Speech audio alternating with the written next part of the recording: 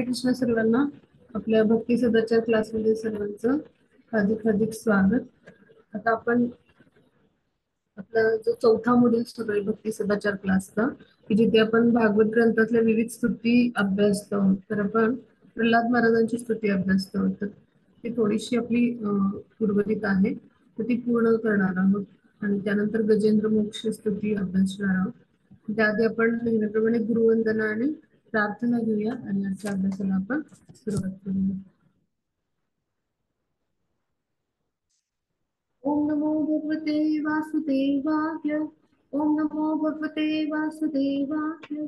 ओम नमो भगवते वासुदेवाय. ओम अज्ञानतिमिरान्धस्य ज्ञानाञ्जनशलाकया चक्षुरुन्मिलितं येन तस्मै श्रीगुरुवे नमः.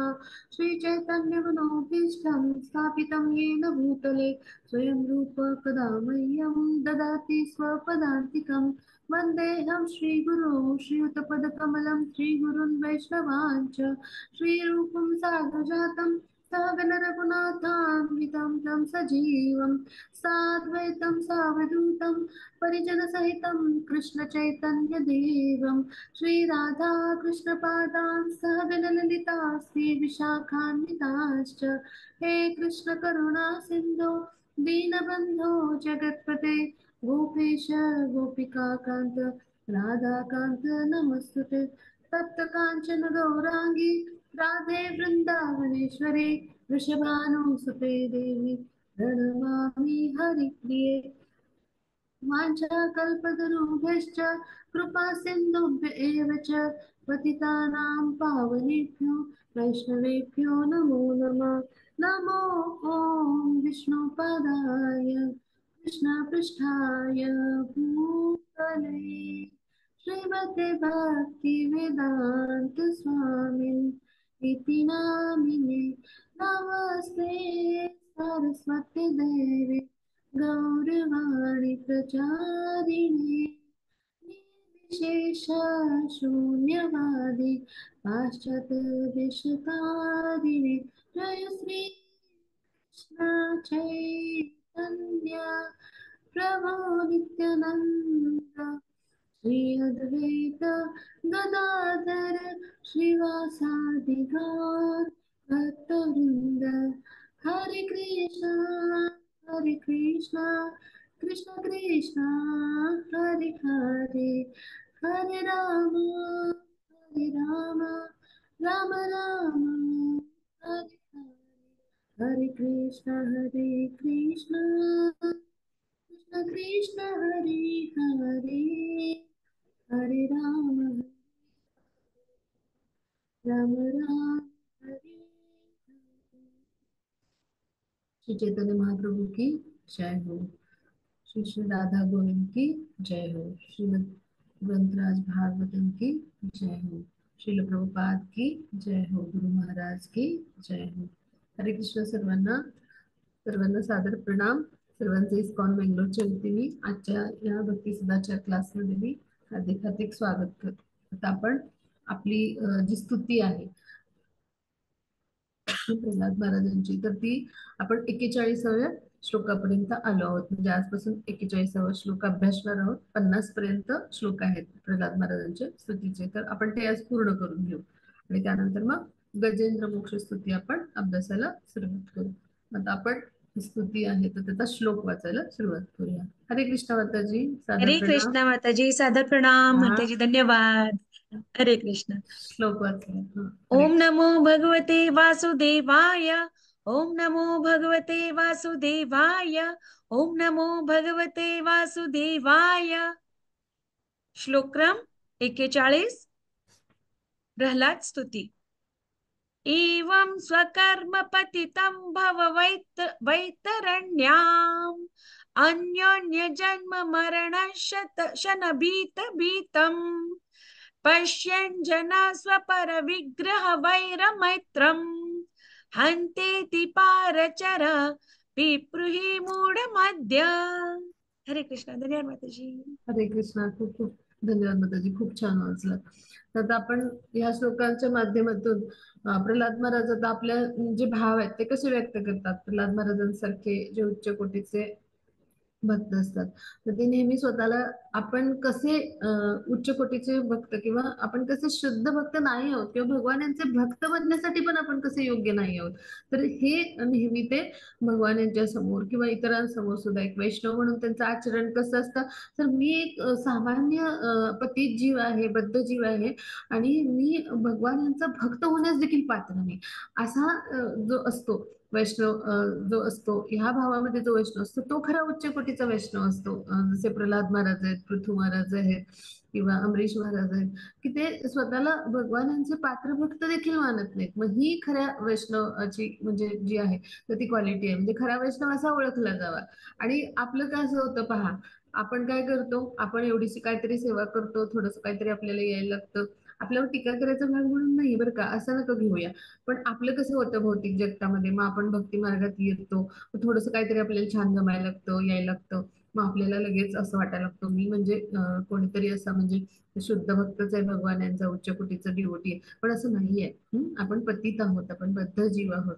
कलियुगामध्ये काय म्हटलंय, शूद्रातिशूद्र आहे. नारद मुनींनी पंचरात्रमध्ये काय उल्लेख आपण शूद्रातिशूद्र आहोत. म्हणजे इतकं आपलं पतितचं स्थान आहे. आणि ह्यासाठी आपल्याला काय करायला लागेल, नाम संकीर्तन यज्ञ, हरिनाम संकीर्तन यज्ञ, सतत त्याचा ध्यास घेतला पाहिजे. भगवान यांची भक्तिमय प्रेममय सेवा आणि गुरूंच्या मार्गदर्शनाखाली खाली केलेली सेवा म्हणजे कशी, डिवोशनल सर्व्हिस गायडेड बाय गुरु, मग त्याला महत्व आहे.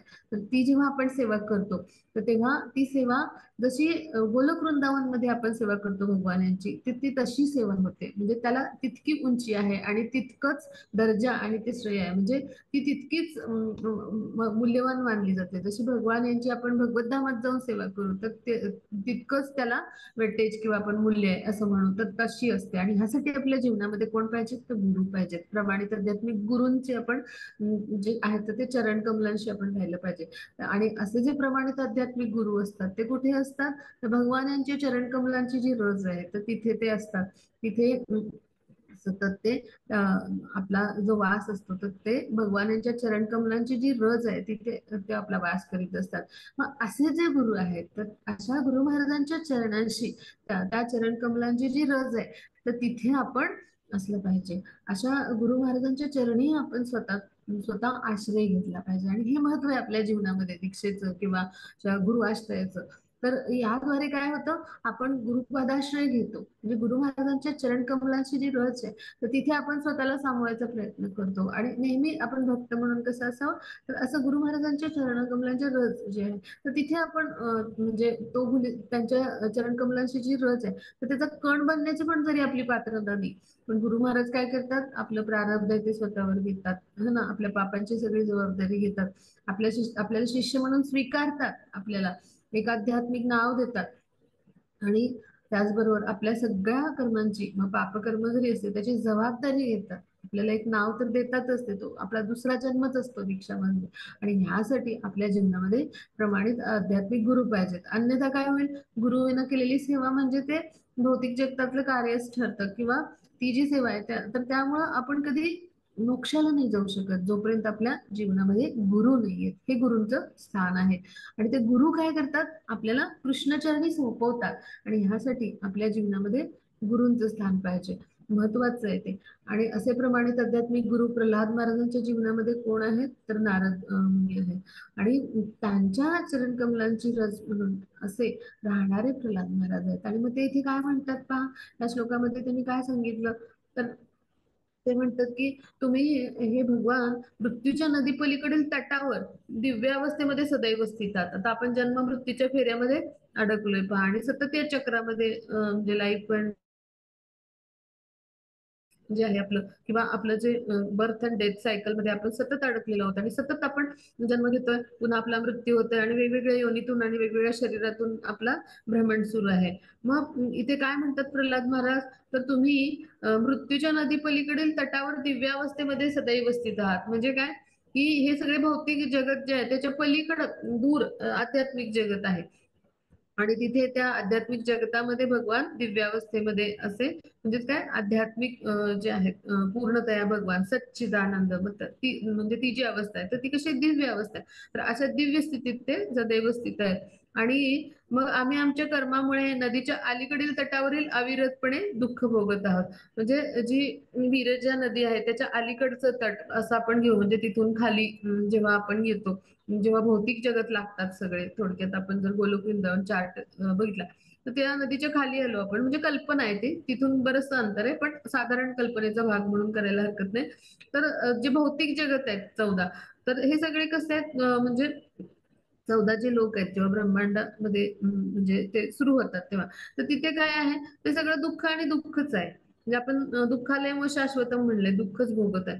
आणि आम्ही खरे तर म्हणजे या नदीच्या नदीमध्येच पडलेलो आहोत आणि जन्ममृत्यूचे क्लेश वारंवार भोगत आहोत आणि भयंकर पदार्थ सेवन करत आहोत. हे प्रभू, माझ्यासह दुःख भोगणाऱ्या सर्वांकडे कृपया आता पहा आणि आपल्या अहेतुकी कृपा आणि करुणेद्वारे आमचा उद्धार करा, आमचं पालन पोषण करा, असं ते म्हणतात. तर आता ह्याच्यातून आपण समजून घेऊया की प्रल्हाद महाराज काय प्रार्थना करतात. तर आपण ह्या दुःखालयामध्ये असे अडकलेलो आहोत आणि त्या नदीमध्येच, म्हणजे दुःखालय व शाश्वत म्हणजे काय, की त्या नदीमध्येच दुःखाचे जणू काही पडलेले आहोत. जन्म मृत्यूचे क्लेश तर आपण वारंवार भोगतो आहोत. म्हणजे भौतिक जगताला नदी म्हटले त्यांनी दुःखाची. आणि मग आता इथे भयंकर पदार्थ सेवन करत आहोत म्हणजे काय, की जे नाही करायला पाहिजे ते पण आपण पदार्थ सेवन करतोय. कोण मांसाहार करतोय, कोण मदिरा सेवन करतोय, हो की नाही. आत्ताच्या कलियुगात तर भयंकरच झाले. पण अशा पद्धतीनं जे नाही करायला पाहिजे तर ते आपण सगळं करतो आहोत, हो की नाही. कांदा लसूण किंवा खाणं किंवा अल्कोहोल घेणं, हो की नाही, किंवा धूम्रपान करणं, तर हे सगळं नको करायला हवंय. तर हे सुद्धा पदार्थ आपण सेवन करतो आहोत. म्हणजे आपल्यासाठी फळ फळावळ पालेभाज्या सगळं काही भगवंतांनी दिलंय, पण आपण असं सात्विक आहार घेण्याऐवजी, किंवा भगवान यांनी काय सांगितलंय की फलम पत्रम पुष्पम फलम तोय, म्हणजे भगवानांनी कुठेच नाही सांगितलं की अशा वस्तूंचं सेवन करा. किंवा कुठेच नाही सांगितलं की असं काही त्यांना भोग आपण अर्पण करा. पण आपणच आपल्या मनाने इंद्रिय तृप्तीसाठी काय करतो, तर अशा ज्या नको करायला पाहिजे त्या वस्तूंचं सेवन करतोय, ते पदार्थांचं आपण सेवन करतोय. आणि त्यामुळं माझ्यासह दुःख भोगणारे असे सगळे जे पतित जीव आहेत, म्हणजे प्रल्हाद महाराज आता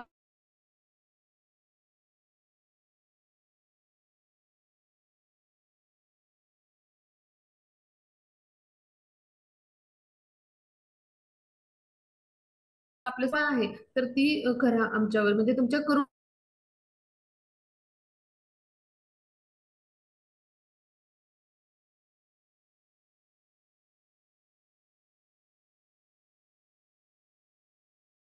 आपल्याला कुठल्याही